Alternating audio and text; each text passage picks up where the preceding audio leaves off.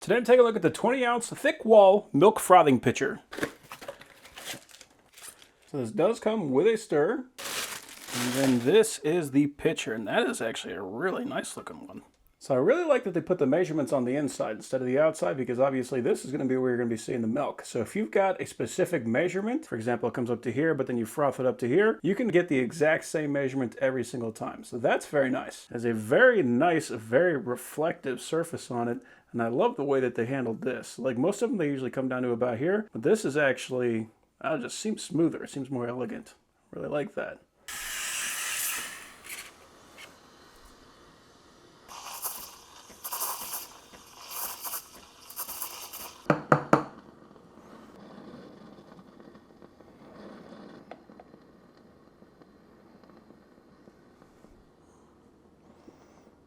So overall, that is a very nice pitcher.